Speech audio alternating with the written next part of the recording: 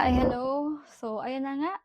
Sabi ko sa previous video ko, the moment na may na-realize ako, may insights ako, may kwento ako about business, about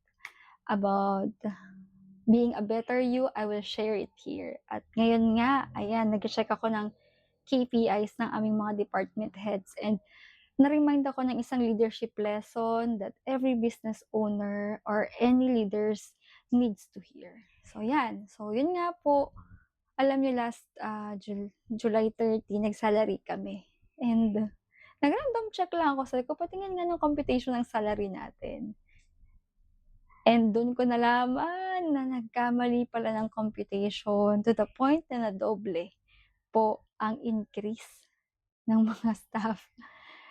So yun, isang simple error siya pero it cost us a lot. Alam niyo yun, 3 salary cut-off period yung naapektuhan at alam ko may na-fail na control. Ako, inaamin ko, nagkamali ako ng nai-send na computation sa isang column. Nakita ko siya na, nagkamali ako ng compute sa column na 'to, pero the rest ng columns tama siya. At yun yung basis ng aming finance sa pag-release. Ayan. So, anong principle natin dito makukuha? Ito po everyone, I just would like to remind na humans are prone to error. Ayan. And we should expect it. Kaya nga po kailangan natin ng sistema. Kailangan natin ng internal control para ma-catch yun agad. Okay? So, ano pong leadership lesson natin dito? The moment na may ma-catch tayong failure, ang tanong agad, hindi ko yan kasalanan ha, baka iba yung may kasalanan, hindi gano'n, hindi tayo nagpo-put ng blame. Ang tanong, anong responsibility ko dito? Okay, anong responsibility ko? Ako may responsibility ako.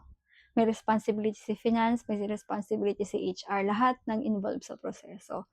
Because yun nga po, dapat hindi lang sa isang tao nakasalalay ang isang napaka-importanteng proseso sa inyong negosyo.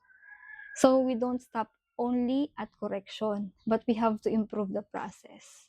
So paano? We have to put controls. Ako, kunwari, I release the final computation kung paano. Okay, first step yun. Ibibigay ko ngayon kay HR. Si HR, i-check naman yun. After magawa ng HR yung kanyang set of controls or computations din naman, bibigay niya kay finance for the final release. I-check din naman ni finance. So, may double, triple control.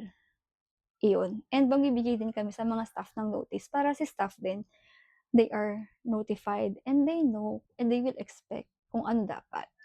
So, ganun. So, yun yung na-fail namin.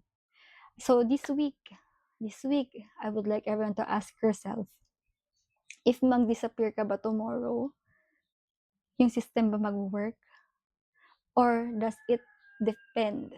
Does everything depend on you or on your one person or two person na dapat hindi makagawa ng mali?